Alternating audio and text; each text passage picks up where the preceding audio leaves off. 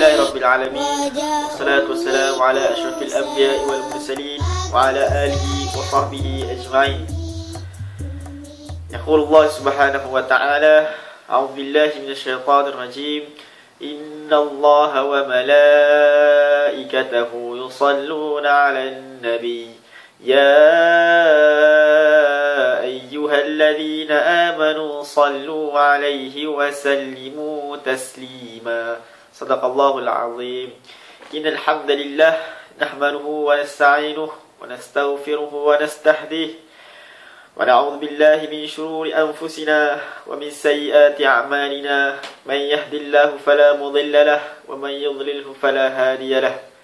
أشهد أن لا إله إلا الله وأشهد أن وحده لا شريك له وأشهد أن محمدا عبده ورسوله. ومن يطع الله ورسوله فقد رشدا ومن يعص الله ورسوله فقد غوى. قال رب اشرح لي صدري ويسر لي أمري واحلل عقدة من لساني يفقه قولي.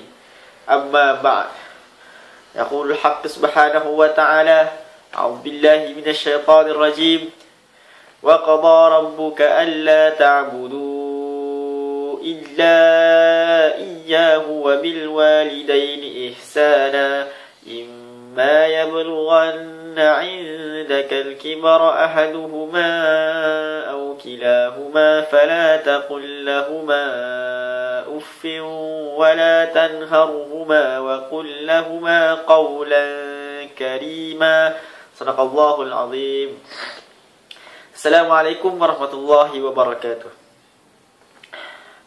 Alhamdulillah, kita rafakkan setinggi-tinggi kesyukuran kehadirat Ilahi kerana masih lagi memberikan kita peluang dan ruang untuk kita hidup di atas muka bumi ini, seterusnya untuk bertaubat kepada Allah dan segala dosa-dosa yang telah kita lakukan. Mengapa aku masih lagi dihidupkan pada hari ini? Jawapan yang cukup rendah diri daripada Al-Imam Al-Ghazali rahimahullah adalah kerana Allah masih mengizinkan aku untuk bertaubat kepadanya.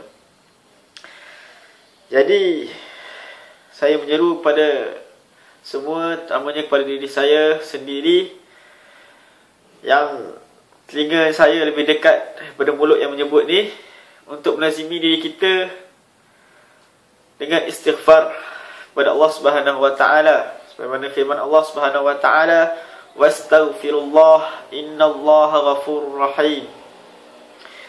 Seterusnya, selawat dan salam ke atas junjungan besar Nabi Muhammad SAW. Kerana dengan berkat dan perjuangan baginda, kita dapat merasai nikmat iman dan nikmat Islam pada hari ini. Alhamdulillah. Seterusnya yang saya hormati Tuan Presiden PMMM, Saudara Ustaz Firdaus bin Zulkifli, Barisan AMT, Barisan Esko. Seterusnya, Saudara Ustaz Muhammad Farouk bin Nu'man selaku Exco Rohani bagi sesi 2013-2014 PMMM, kerana telah memberikan taklifan kepada saya untuk meneruskan lagi sesi program Ritual di Ilm pada tahun ini. Jadi saya dengan rendah dirinya sekadar berkongsilah pada hari ini, sekadar perkongsian pada hari ini, iaitu berkenaan dengan tajuk menyayangi, menghargai dan mentaati kedua ibu bapa. Jadi sebelum apa-apa, patah Arab ada menyebut khairul kalam ma qalla wa dalla. Jadi tidaklah saya pada hari ini untuk bercakap panjang, kerana kerisauan jika saya bercakap panjang akan banyaklah salah yang akan saya buat. Jadi, sebagaimana yang telah kita sedia maklum, bahawa mentaati, menyayangi dan menghargai kedua ibu bapa adalah satu perkara yang dituntut dalam Islam. Sebagaimana firman Allah dalam beberapa surah dalam Al-Quran, seperti surah Al-Baqarah ayat yang ke-83 berbunyi: A'udzubillahi minasyaitonir rajim. Wa idh akhadna mithaqa bani Israila la ta'buduna illa Allah wa bil walidaini ihsana. Sadaqallahul alim azim. Dan ada pun tuntutan itu disebut juga dalam surah An-Nisa ayat yang ke-36 dan 62, surah Al-An'am ayat ke-151. Begitu juga surah Al-Ahqaf ayat yang ke-15. Dan tidak lupa juga terdapat juga tuntutan untuk menghargai, menghormati kedua ibu bapa kita dalam surah yang telah saya bacakan di awal tadi, iaitu surah Al-Isra ayat yang ke-23 dan 24. Jadi maksud pada surah tu, sebentar ya, Allah lupa pula.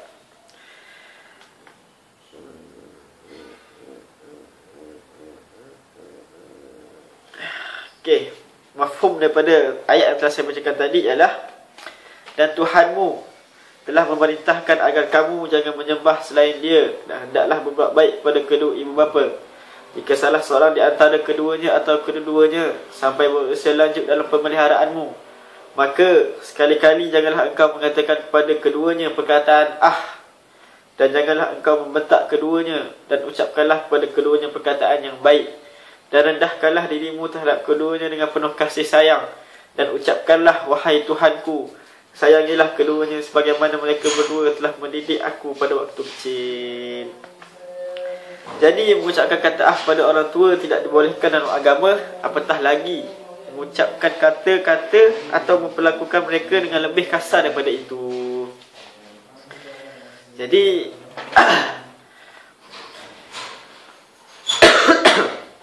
bagaimana kita sebagai anak yang soleh, salihah, insya-Allah, untuk kita menghargai dan menghormati kedua ibu bapa kita. Dalam surah merujuk pada tafsir Al-Misbah tentang ayat yang telah saya bacakan tadi, ayat ini menyatakan, dan Tuhanmu yang selalu membimbing, dan dialah yang selalu membimbing dan berbuat baik kepadamu, telah menetapkan dan memerintahkan agar engkau, wahai Muhammad, Nabi Muhammad sallallahu alaihi wasallam, dan seluruh manusia janganlah menyembah selain daripada Dia yang Maha Esa, dan hendaklah kamu berbakti kepada kedua ibu bapa, yakni kedua orang tuamu, dan dengan sebenar-benar kebaktian. Jika salah seorang daripada keduanya mencapai umur tua atau dalam keadaan lemah sehingga mereka terpaksa berada di sisimu, yakni dalam pemeliharaanmu, maka janganlah sekali-kali kamu mengatakan kepada keduanya, atau suara dan kata yang menunjukkan kemarahan, kejemuan atau pelecehan. Walau sebanyak mana pengabdian dan pemeliharaanmu kepadanya, janganlah engkau membentak keduanya apabila melakukan yang lebih buruk, atau apatah lagi melakukan yang lebih buruk daripada bentakan kepadanya. Dan ucapkanlah kepada keduanya perkataan yang mulia, iaitu yang baik dan penuh penghormatan dengan kepada keduanya.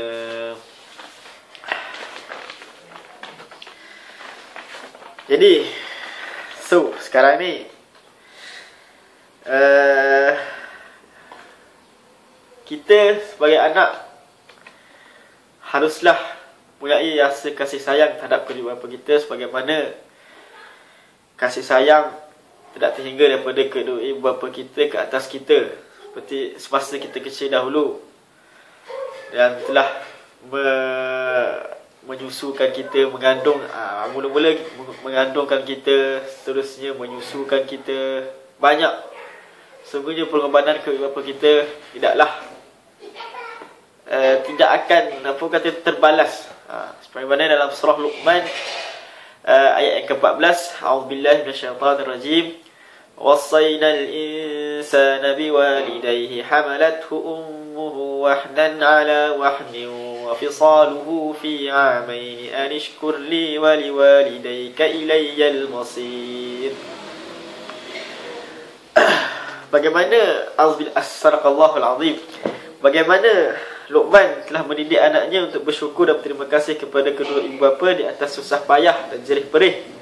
Mereka membesarkan dan mendidik anak-anak dengan segala macam pemberian untuk anak tersayang, untuk melihat anak-anak gembira.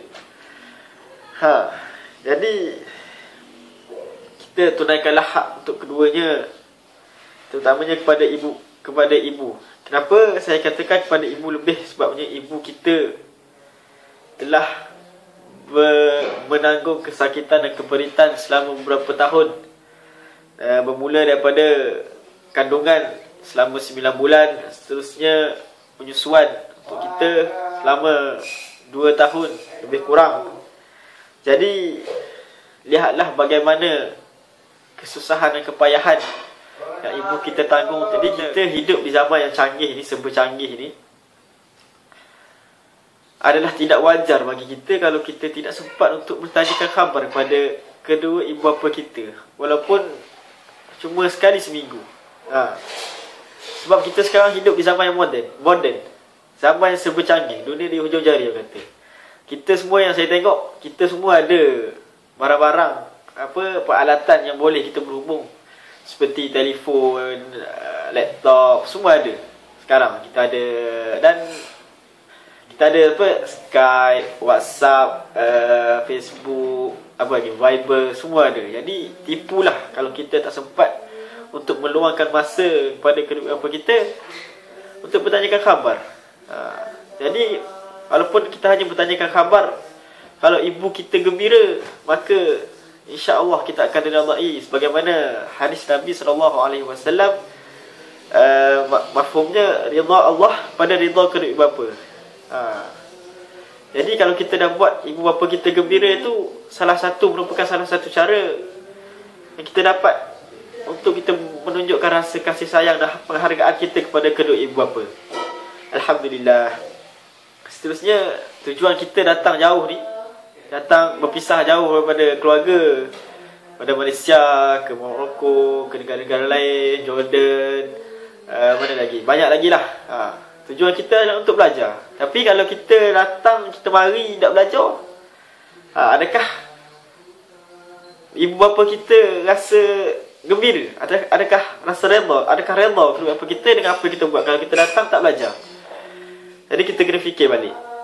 Dan sebagai untuk membalas jasa kedua bapa kita, kita kena belajar dengan bersungguh-sungguh sehingga berjaya untuk mendapatkan keputusan yang cemerlang, tunjukkan kepada kedua bapa kita. Sebagaimana kita pada awal untuk kita terbang jauh ni, banyak pengorbanan. Seperti yang saya tengok, ayah saya banyak membuat urusan, buat ni, buat tu untuk saya. Dapat, alhamdulillah, saya sampai ke sini. Jadi kalau saya tidak belajar bersungguh-sungguh, yang macam sia-sia pengorbanan yang telah ayah saya buat tu. Seperti juga dengan kita semua, kalau kita belajar tak betul-betul, jamiah tak pergi, kelas dengan syekh-syekh luar pun tak hadir, banyak alasan, jadi rasa sia-sia benda tu. Jadi kita sebagai anak, saya rasa kita tidak cukup untuk menghargai kalau kita tak belajar bersungguh-sungguh. Jadi seterusnya, kita sebagai anak, terutama kita ni yang belajar agama ni, kita tahu apa tuntutan doa untuk tuntutan untuk kita mendoakan kepada kedua bapa kita. Jadi kita minimum, kita paling sikit saya ambil 5 waktu, 5 kali je kita sembahyang sehari, paling minimum. Kalau ada lebih tu alhamdulillah. Jadi kalau 5 waktu ni kita sembahyang, tapi kita tak sempat pun untuk mendoakan kepada kedua bapa kita, Allah.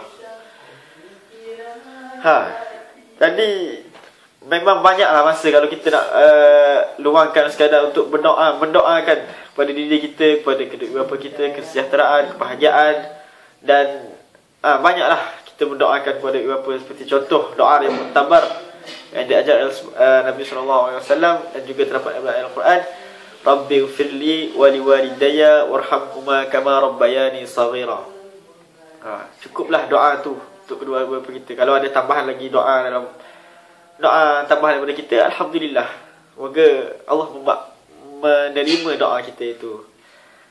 Cukuplah kita sedar. Contoh kita doakan agar dimudahkan segala urusan yang dibuat oleh kedua bapa kita kat sana, jauh Malaysia sana.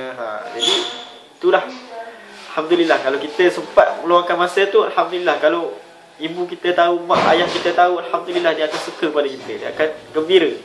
Jadi balik kepada hadis ridha Allah fi ridha walidayya. Jadi alhamdulillah, ibu bapa kita redha, insya-Allah Allah akan redha balik kepada kita.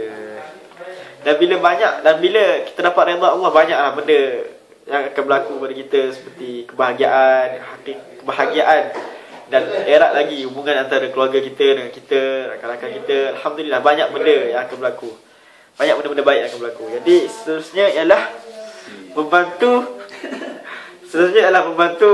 kedua ibu itu selagi kita mampu. Contoh, bila kita dah habis belajar, nanti kita balik ke pangkuan kedua bapa kita. Jika kita dapat kerja besar, nanti kita dapat rezeki yang melimpah ruah, janganlah kita melupakan kedua bapa kita. Kerana yelah, kita ni manusia ni mudah alfa, orang kata. Bila kita dapat satu nikmat je, kita akan lupa. Lupa pada pencipta, lupa pada siapa yang memberi nikmat tu. Begitu juga kedua ibu bapa kita. Kita akan lupa. Kita lupa bahawa dulu masa kita susah, ibu bapa kita lah banyak membantu kita, banyak menolong kita untuk kita sampai tahap ni. Bagaimana kita dari kecil kita masuk sekolah, yang pergi tahfiz tu, alhamdulillah kita masuk sekolah, seterusnya sampailah ke peringkat sekarang ni. Banyak ibu bapa kita membantu kita. Alhamdulillah, kita ada ibu bapa yang sangat menyayangi kita, untuk kita, dan banyak mengajar kita untuk kita menjadi insan yang berguna dan membalas jasa baik mereka. Jadi banyak kisah yang telah diceritakan pada zaman-zaman dahulu, seperti kisah Uwais Al-Qarni tentang bagaimana dia menyayangi ibunya. Tak perlulah saya ceritakan di sini, kerana semua, insya-Allah semua sedia maklum tentang cerita tu. Jadi tu je kot untuk perkongsian saya pada kali ini. Ringkas saja, tak adalah panjang-panjang sangat. Jadi saya risau kalau panjang-panjang ni banyak kesalahan. Jadi saya takut untuk buat banyak kesalahan. Jadi setakat ni je lah. Sekian saja daripada saya. Segala yang baik tu datang daripada Allah Subhanahu Wa Taala, dan segala yang buruk tu datang daripada diri saya yang lemah ni. Hakikatnya datang kedua-duanya datang daripada Allah Subhanahu Wa Taala. Jadi jika ada apa-apa kesalahan, maka tegurlah. Jika ada apa-apa kekurangan, ketambahlah. Jadi sekian saja pengisian saya pada hari ini, pada kali ini. Saya akhiri kalam saya dengan ucapan wabillahi taufiq wal hidayah. Assalamualaikum.